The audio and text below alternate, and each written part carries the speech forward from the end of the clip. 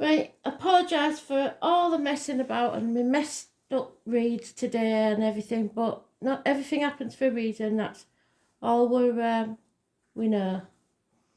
So 3 cards.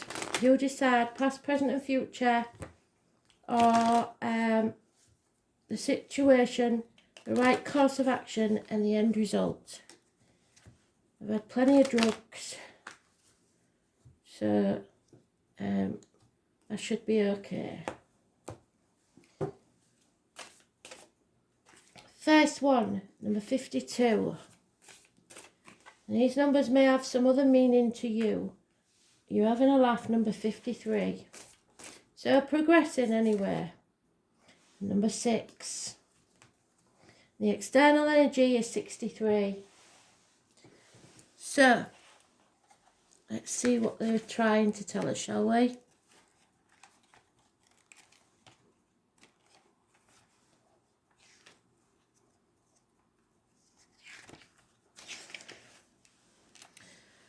Stillness. Quieten your mind. That's where you need to be. This is a mountain upon a mountain. In both, the strong yang line has moved to its furthest point. So, divine masculine energy. The image of one mountain upon another indicates that this is a time for stillness, for finding a place inside you that is quiet and strong. The ancient Chinese saw this hexagram as representing the need to find inner peace, and the way to that was through meditation. Meditation is always made out to be something complicated. It's not. It's in actual fact just daydreaming, imagining things, going off into another world. So, if you can still the endless babbling of your mind, you can confront any situation in life with equanimity. This is not the time for any impulsive action. Live in the present and you will be able to deal with it more effectively with your current circumstances. If you're to take firm and decisive action, you must prepare. And they've been saying that to us for weeks, haven't they? So be prepared. The best preparation is to be still. If you remain quiet inside, you'll be able to spot difficulties before they occur and be ready for them. And we move on to 53. So this stillness brings you a development. Here is the tree growing on the rocky mountainside. This is not easy for the tree and can only be achieved slowly and gently. And once the tree has taken root in the soil, it will grow steadily until it becomes a landmark that can be seen from a very great distance. The same applies to the situation in which you find yourself. It may seem like an immovable object or a mountain you can't climb. But if you're still, you will see that bit by bit, step by step, you can overcome this. Whatever your particular problem may be, the only way to approach it is carefully and thoroughly. In relationships, this is not the moment to let passion rule, but rather to let things unfold over a period of time. This will create the basis for endurance. In business or career matters, it is by edging forward gently that you achieve most. Even if it seems at times that you're getting nowhere, you have to have faith in the long-term effects of your actions, so stick at it. You can achieve great success if you learn polite patience. The outcome, though, is right back at the number 6. And the outcome means, this is why I think we've been all trying to avoid certain things, is there has to be a conflict. Whatever you're up to at present, or whatever your course of action you're embarking upon, you're no doubt convinced that you are doing absolutely the right thing. But there is sometimes a fine line between conviction and egotism, so make sure you're not thinking with your ego. both will get you into trouble, as they are too determined.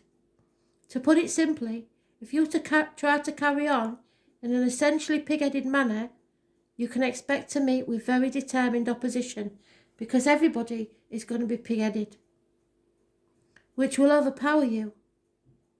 It really does not matter what sphere of life your attention has turned to, be it business, social activities, or personal affairs. Anything you attempt now does not augur well, and you should put any plans on the shelf for the time being. You can always resurrect them at a later and more auspicious moment. And I did say back end of the year, didn't I? Regardless of how right you may feel you are, it's only your point of view after all, and those of others are equally valid. So you're just going to meet with an immovable object, and there will be conflict. There's no way, because two immovable objects, it's not going to work, is it? The external energy to this, probably why it's all taking place, or what's going on externally to this, that is influencing your energy, is something needs to be completed. So that's why the conflict is happening, because you know this has got to end, but you just don't know how to end it. It's important to understand Chinese culture and philosophy. The strong and weak clans are distributed equally, signifying a perfect balance. On the other hand, it's composed of water above and fire below, so fire and water signs.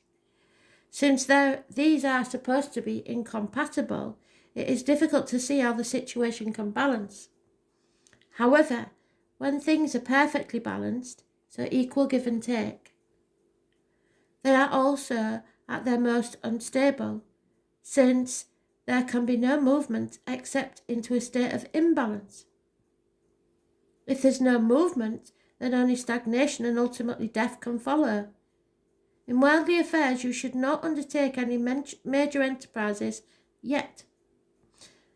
The life which appears so ordered now is going to change very soon, and it would be wise to make provisions for the changes to come while everything is in order. Then you need to have no fear of the future. So, Spirit know something we don't about the changes that are going to take place. So we must be prepared for anything, and something has to end.